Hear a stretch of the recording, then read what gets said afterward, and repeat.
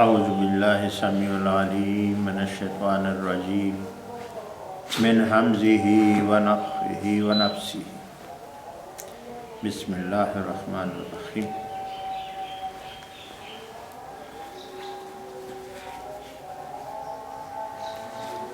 لقد جاءکم رسول من انفسکم عزیز علیہ ما عنتم حریص علیکم بالمؤمنین رؤوف رحیم فإن تولوا فقل حسبی اللہ لا الہ الا هو علیہ توکلت وهو رب العرش العظیم۔ رب کریم عرش عظیم کے مالک نے قرآن کریم میں فرمایا لقد جاءکم رسول، بے شک آپ لوگوں کے پاس میرا ایک رسول آیا ہے، من انفسکم، جو کہ تمہاری ہی نسل سے ہے،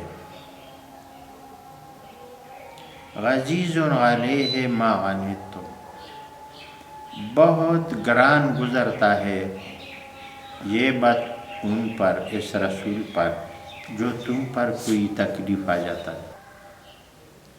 بے شک میں نے رسول بھیجا ہے تمہارے میں سے، عزیز علیہ ما عنتم، جو بہت گران ہوتا ہے ان پر جب تم کو کوئی تکلیف پہنچتا ہے۔ حریص علیکم، حرص کرتا ہے تمہارے ایمان لانے پر، ہر وقت سوچتا رہتا ہے۔ بالمؤمنین رؤوف رحیم، اور خاص کر مومنوں پر بہت مہربان ہے، رحم کرنے والا ہے۔ آپ میں سے ہی، قریش کی قوم میں سے ہی یہ نبی علیہ السلام مبعوث ہوئے، جیسے دوسری جگہ سے نہیں آئے تھے، ان کے اپنے قوم میں سے، اپنے ایک ہی دادا کے سب اولاد ہے، اور یہ لوگ اس کے مخالف ہو گئے۔ جب پہلے اسے امین کے لفظ سے یاد کرتے، محمد صلی اللہ علیہ وسلم، یہ لوگ تو صلی اللہ علیہ وسلم نہیں بولتے تھے، لیکن امین محمد بولتے تھے اس کو، بن عبداللہ، کیونکہ پہلے بھی رسالت سے قبل یہ بڑے امین تھے اور بہت رشتہ داریوں کی خیال رکھتے تھے، انصاف والے تھے، حق بتانے والے تھے، اور حق اور سچ بولتے تھے، اس لیے ان کو امین کہا جاتا تھا۔ بس جب اس کو رسالت ملی تو یہ حال ان کی ہو گئی، ان کے مخالف ہو گئے۔ پھر بھی رب العالمین کہتے ہیں، ان کے حلیے بیان کرتے ہیں کہ یہ پھر بھی آپ پر کوئی برا وقت آنے پر ان کو درد ہوتا ہے، اور حرص رکھتا ہے تم لوگوں پر کہ تم لوگ مومن ہو جاؤ، سیدھا رستہ پاؤ، ہدایت پاؤ رب العالمین کی طرف سے۔ اور خاص کر بالمؤمنین رؤوف رحیم، جو لوگ ان پر شروع میں ایمان لائے، جو بہت غربا میں سے تھے، ان پر بھی بہت رؤوف اور مہربان ہے۔ فَإِن تَوَلَّوْا، پھر اگر یہ آپ سے منہ پھیر لیتے ہیں، فَقُلْ حَسْبِيَ اللَّهُ، تو کہہ دیں ان کو کہ رب العالمین ہمارے لیے کافی ہے، رب العالمین ہمارے لیے کافی ہے، لا الہ الا هو علیہ توکلت، ایسا الہ پر ہم توکل کرتے ہیں جو دوسرا الہ نہیں ہے، کیونکہ قریشوں نے بہت معبودان باطل رکھے ہوئے تھے، اور اس باطل پرستی پر جمع ہوئے نبی علیہ السلام کے ساتھ بس دشمنی رکھتے تھے، اور نبی صلی اللہ علیہ وسلم ان کو ایک الہ العالمین کی وہ رستہ بتاتے تھے، دلائل پیش کرتے تھے، یہ انکاری تھا۔ فَإِن تَوَلَّوْا، اگر یہ منہ موڑ لے، فَقُلْ حَسْبِيَ اللَّهُ لَا إِلَٰهَ إِلَّا هُوَ عَلَيْهِ تَوَكَّلْتُ، میں تو اس الہ العالمین جو وہ واحد ہے، لا شریک ہے، اس پر توکل کرتا ہوں۔ وَهُوَ رَبُّ الْعَرْشِ الْعَظِيمِ، اور وہ عرش عظیم کا مالک ہے۔ کل کائنات کے اوپر اس کا ٹھکانہ ہے، تخت مبارک ہے، جس کو عرش عظیم کہا جاتا ہے، عرش کہا جاتا ہے، وہ عرش عظیم کا مالک ہے۔ یہ سورۃ توبہ کی آخری آیاتیں ہیں جو میں نے آپ کے سامنے پڑھا۔ اب انشاءاللہ اس کے بعد ہم تھوڑا تھوڑا قرآن کریم کا بھی ایک دو آیات کا ترجمہ کیا کریں گے انشاءاللہ بإذن اللہ۔ اب ہم اس بیان کی طرف جہاں پر ہم نے بیان چھوڑا جو سعد کے بارے میں، وہ سعد جو کوفہ میں ولید عمر رضی اللہ عنہ کی طرف سے، اور کوفہ کے عبداللہ بن عصیان، اس کو اس نے اپنا نائب مقرر کیا تھا، اور بعض کا قول ہے کہ عمر بن یاسر کو اس کا ولی مقرر کیا، اور امام احمد کا بیان ہے کہ سفیان نے عبد الملک سے ہمارے پاس بیان کیا، اور انہوں نے جابر سے سمرہ سے سنایا کہ وہ بیان کرتے ہیں کہ اہل کوفہ نے سعد رضی اللہ عنہ کی عمر کے پاس شکایت کی، خلیفہ ثانی کے پاس شکایت کی، اور کہا کہ وہ اچھی نماز نہیں پڑھاتے،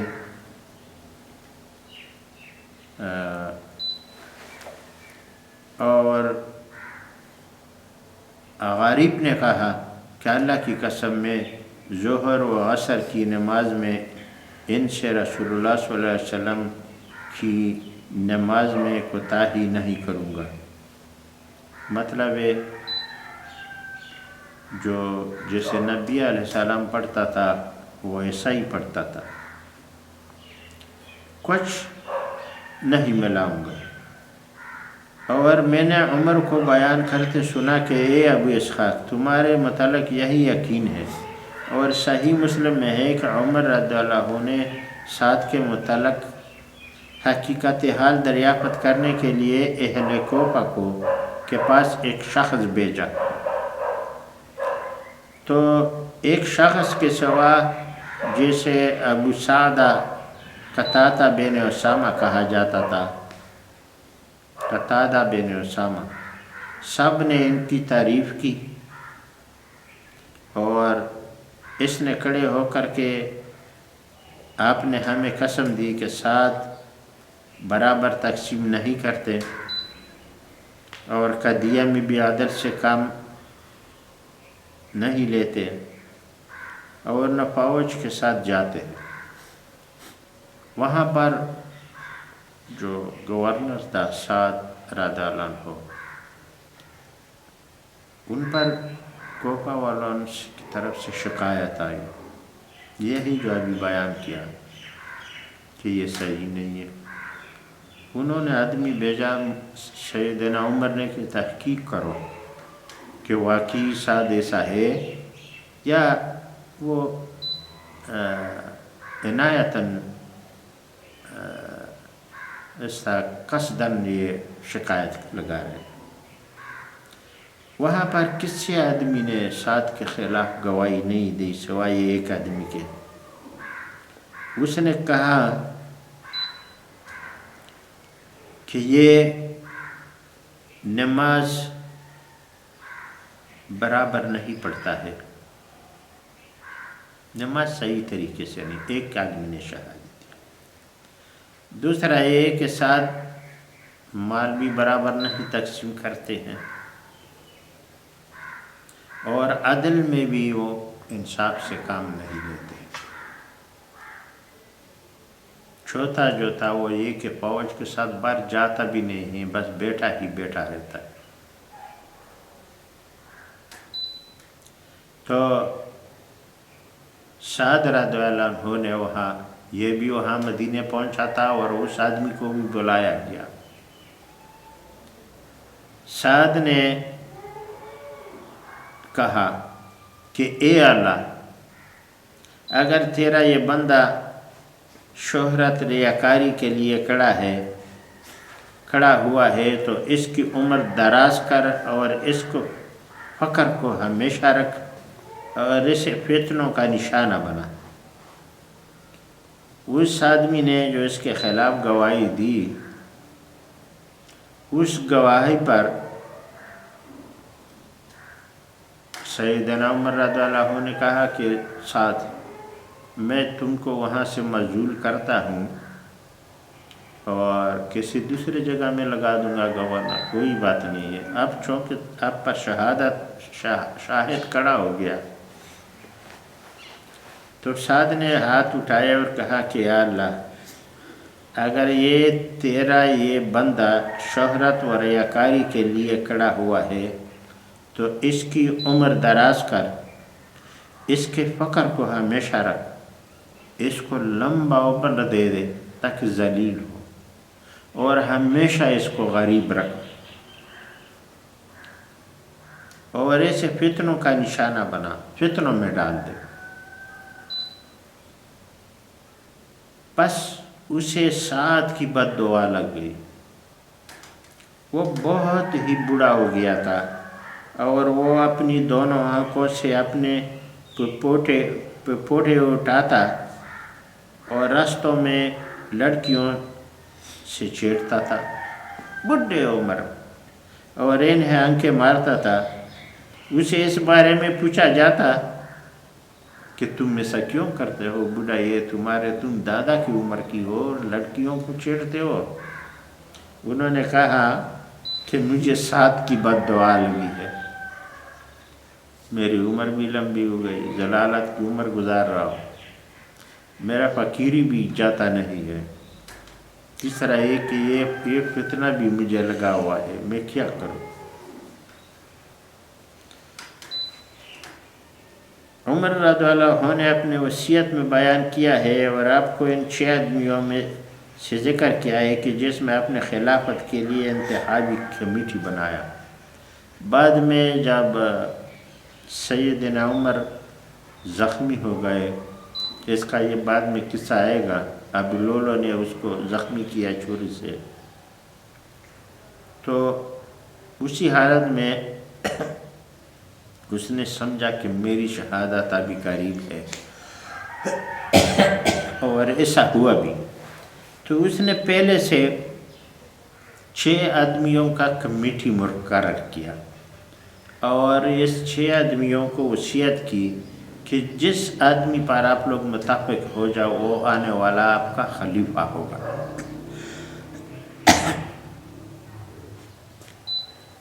اور اگر سعد کو امارات حاصل ہو جائے تو وہ اس کے اہل ہے۔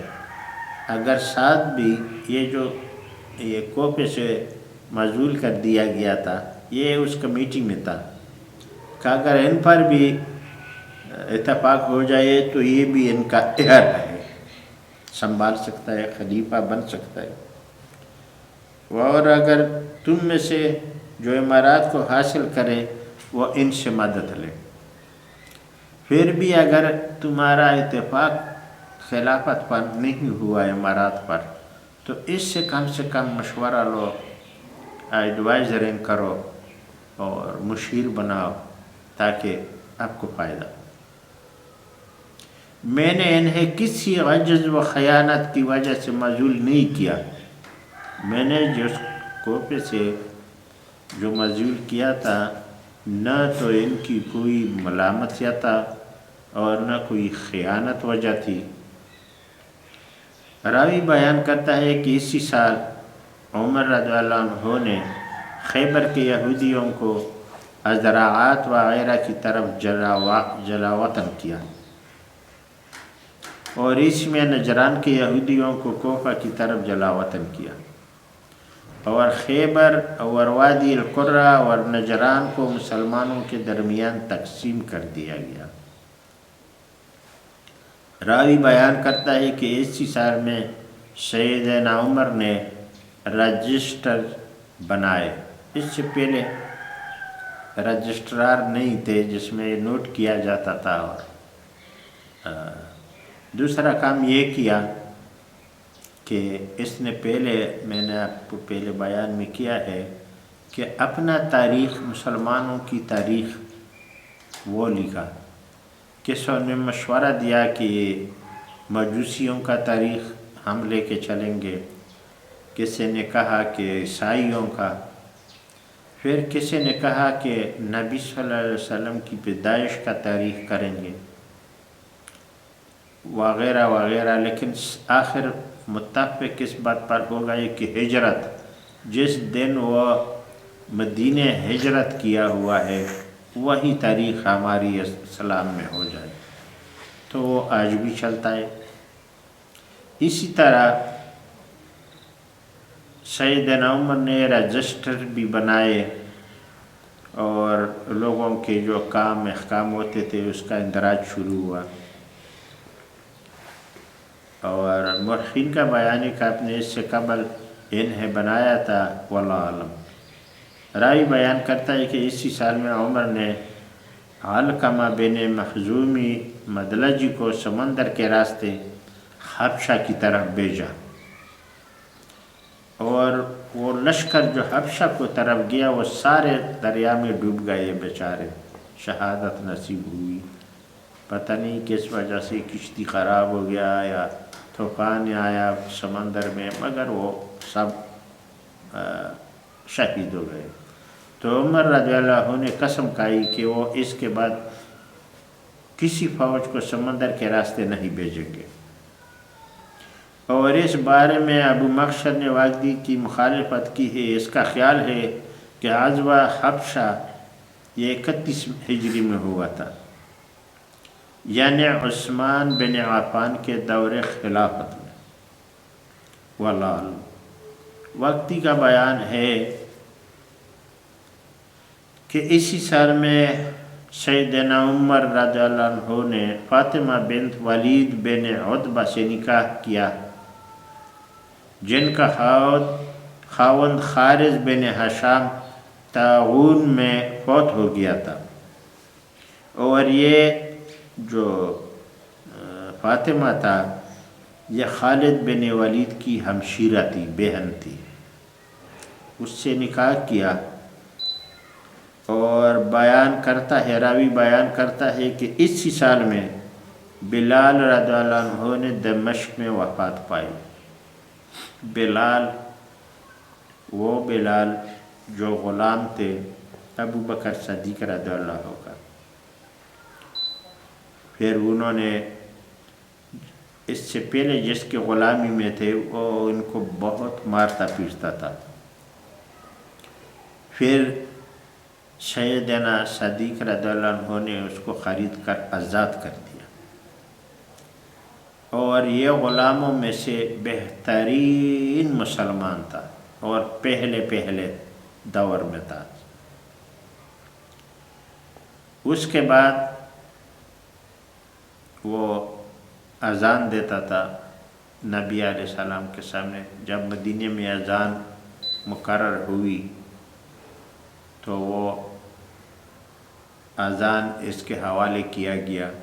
اس کا آواز بہت خوبصورت تھا، بہت اونچا تھا، اسپیکر تو تھے نہیں اس کے زمانے میں، تو اللہ تعالیٰ نے اس کو بہترین آواز دیا تھا، اور وہ نبی علیہ السلام کے معزز تھے. جیسے نبی علیہ السلام نے جب وفات پائی تو اس کے بعد یہ موزنی اس نے ترک کر دی گئی اور شام میں چلا گیا جہاد کے لیے. نبی علیہ السلام کے فوت ہو جانے پر اس نے جو اذان کی جو ڈیوٹی تھی وہ چھوڑ دی اور سیدھا جہاد میں چلے گئے. اور اسی سال میں وہ دمشق میں وہ وفات پا گئے. سید بن الحدیر اور ام المومنین زینب بنت حجش شعبان میں فوت ہوئے. یہ بھی اسی سال میں فوت ہو گئے. اور آپ امہات المومنین میں سے سب سے پہلے وفات پانے والے یہی ہے، زینب بنت حجش. یہ پہلے یہ یوں ہوا اس کی تاریخ کہ اس کا نکاح نبی علیہ السلام نے زید بن حارثہ سے کیا ہوا تھا. حالانکہ یہ نہیں چاہتا تھا کہ میرا نکاح یہ ایک غلام سے ہو، اور یہ نبی علیہ السلام کی خالہ کا بیٹی کا بیٹی ہے یا خالہ کا بیٹی ہے، باپ کی جو بہن تھا اس کی. وہ باہر شادی ہوئی تھی یعنی قریش سے باہر. اس کے بعد ان کا نکاح اس سے کیا گیا، لیکن وہ زیادہ دیر نہیں چلا، جس کے قرآن میں بھی اس کا ذکر ہے کہ جب زید کا دل بھر گیا اور طلاق دے دیا تو میں نے اس کو نبی علیہ السلام کی نکاح میں دیا. یہ براہ راست اس کا کوئی ولی نہیں تھا رب العالمین کی طرف سے. حالانکہ کوئی کسی بھی عورت کا ولی کے بعد بغیر نکاح نہیں ہوتا ہے، مگر اس کا نکاح رب العالمین نے عرش عظیم سے کیا نبی علیہ السلام کے ساتھ.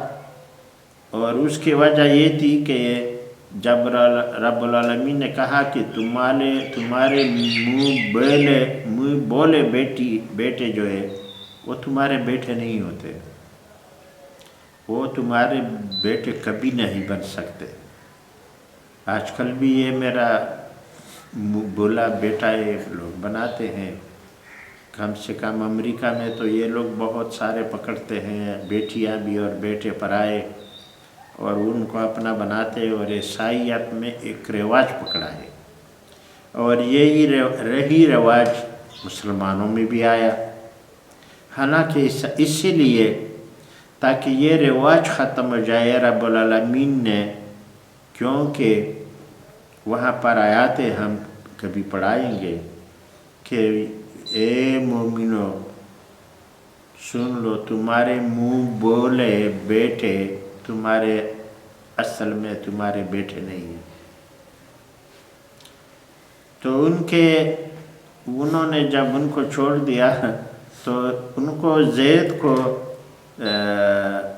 محمد صلی اللہ علیہ وسلم کو بیٹا کہا جاتا تھا، زید بن حارثہ کو. جب یہ آیاتیں اترے تو اس کے بعد رب العالمین نے کہا کہ ان کو اپنے باپوں کی ناموں سے پکارو، یعنی ان کے جو باپ ہے اصلی اس کے نام کے ساتھ پکارو. اور اگر ان کا باپ آپ کو معلوم نہیں ہے تو یہ آپ کے مسلمان بھائی ہے. لیکن ایسا کبھی نہیں کرو آج کے بعد کہ تمہارا منہ بولا بیٹا ہے اور وہ سب کچھ تمہارے گھر میں آتا جاتا رہے، اٹھتا رہے اور بیٹھتا رہے. ایسا نہیں ہوگا. یہ ان کی بیوی تھی اور لگتی بھی نہیں تھی، اس نے چھوڑ دیا، اس کا دل بھر گیا. تو رب العالمین نے اسی وجہ سے کہ وہ کراس ہو جائے کہ یہ منہ بولا بیٹا جو ہے اس کا بیوی یہ بہو ہوتا ہے وغیرہ وغیرہ، نہیں، جب تک کہ آپ کا اصلی بیٹا نہیں ہو۔ یہ رواج کے لیے ختم کرنے کے لیے رب العالمین نے زینب رضی اللہ عنہا کو سیدھا نبی علیہ السلام کے نکاح میں دے دیا، اور اس کا نکاح بغیر ولی کا ہوا۔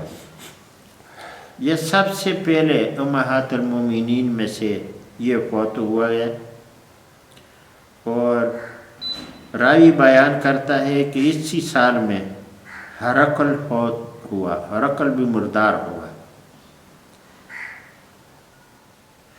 اور اس کے بعد اس کا بیٹا قسطنطین کھڑا ہوا، وہ گدی پر بیٹھ گیا، اور بیان کرتا ہے کہ سیدنا عمر نے اسی سال میں لوگوں کو حج کرایا، اور آپ کے نائبین اور قضا وہی تھے جو اس سے پہلے سال میں تھے، سوائے ان کے جن کے متعلق ہم نے بیان کیا ہے کہ آپ نے انہیں معزول کر دیا تھا، اور دوسروں کا ولی مقرر کیا، دوسروں کو، وہ نئے آئے ہوئے تھے۔ اسی سال میں وفات پانے والے ادعیان کا ذکر ہے۔ سعید بن الخدیر بن سماک الانصاری الاشہلی اوس قبیلے سے تعلق رکھتے تھے، اور کنیت ابو یحییٰ تھی۔ شب عقبہ کو نقبہ میں سے ایک تھے، اور آپ کے والد جنگ بعاث میں اوس کے رئیس تھے۔ اس کا باپ بھی وہ اوس قبیلے سے تھے، جو مدینہ کا انصار کے قبیلے اس میں سے تھا، اور اس کا رئیس بھی تھا، جو ہجرت سے 6 سال قبل ہوئی تھی، اس میں تھے یہ ہجرت، اور آپ کو خدیر الکتاب کہا جاتا ہے، مطلب ہے بہت کتابت بھی کرتے رہتے تھے، لکھا پڑھا بھی ہوگا شاید وہ تھوڑا بہت۔ کہتے ہیں کہ مصعب بن عمیر کے ہاتھ پر مشرب اسلام ہوئے۔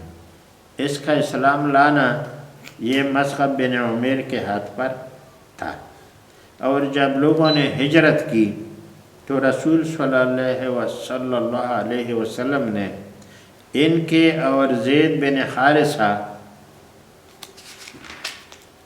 کے درمیان مواخذات کرا دی تھی۔ آپ نے بدر میں شمولیت نہیں کی، اور اس حدیث میں جیسے ترمذی نے ابو ہریرہ سے صحیح قرار دیا ہے، بیان ہوا ہے کہ رسول صلی اللہ علیہ وسلم نے فرمایا کہ ابو بکر کیا ہی اچھا آدمی ہے، عمر کیا ہی اچھا آدمی ہے، سعید بن المخدر کیا ہی اچھی آدمی ہے، اور ایک جماعت نے بیان کیا ہے کہ سیدنا عمر کے ساتھ شام آئے تو سیدنا عائشہ رضی اللہ عنہ نے آپ کے اور سعید بن معاذ کی اور غیبات بن بشر کی تعریف بھی فرمائی تھی رضی اللہ عنہ۔ آپ کی چارپائی کو کندھا دیا عمر نے سیدنا، یہ ابن بکر نے بیان کیا ہے کہ آپ نے 20 ہجری میں مدینہ میں وفات پائی، اور سیدنا عمر نے آپ کے چارپائی کو کندھا دیا اور آپ کی نماز جنازہ پڑھائی اور بقیع میں دفن ہوئے ہیں۔ اس طرح واقعی ابو عبید اور ایک جماعت نے بھی آپ کی وفات 20 بیان کی ہے۔ انیس بن مرثد ابی مرثد العونی، آپ کے والد اور دادا صحابی تھے، اور انیس جنگ حنین میں رسول صلی اللہ علیہ وسلم کے جاسوس تھے۔ کہتے ہیں کہ آپ ہی کو رسول اللہ صلی اللہ علیہ وسلم نے فرمایا تھا کہ اے انیس اس عورت کے پاس جاؤ، اگر وہ اختراق کرے تو اسے رجم کرو۔ نبی علیہ السلام نے مدینہ میں رجم کیا تھا، وہ مرد بھی جنہوں نے زنا کیا تھا، اور اس عورت کے پاس ان کو بھیجا کہ جاؤ اس عورت سے پوچھو کہ نبی علیہ السلام نے مجھے بھیجا ہے کہ آپ نے یہ بدکاری کی ہے، اگر وہ کہے کہ ہاں تو ان کو رجم کرو۔ اور صحیح یہ ہے کہ وہ کوئی اور شخص تھے، کیونکہ حدیث میں ہے کہ آپ نے اسلم کے ایک شخص سے فرمایا، اور بعض کا قول ہے کہ وہ انیس بن الضحاک السلمی تھے، اور ابن اسیر نے اسی کو ترجیح دی ہے، واللہ عالم۔ فتنہ کے بارے میں آپ کی ایک حدیث ہے، اور ابراہیم بن المنظر کا قول ہے کہ آپ نے ربیع الاول 20 ہجری میں وفات پائی۔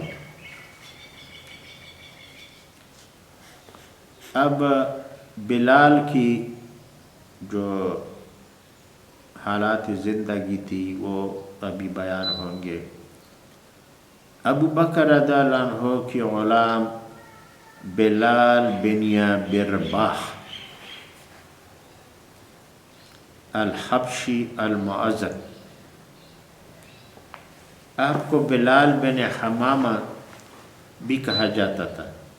حمامہ آپ کی ماں تھی، آپ نے بہت پہلے اسلام قبول کیا، اور راہ اللہ میں عذاب دیے گئے، یعنی قریشوں نے ان کو بہت مارتا اور پیٹتا تھا کہ یہ احد احد بولتے تھے کہ اللہ احد اللہ احد، اور قریشوں کو غصہ چڑھتا تھا کہ ایک غلام دیکھو ہمارے سامنے یہی کرتا ہے اور ایک حالہ کی گواہی دیتا ہے، یہ کیسے ہو سکتا ہے؟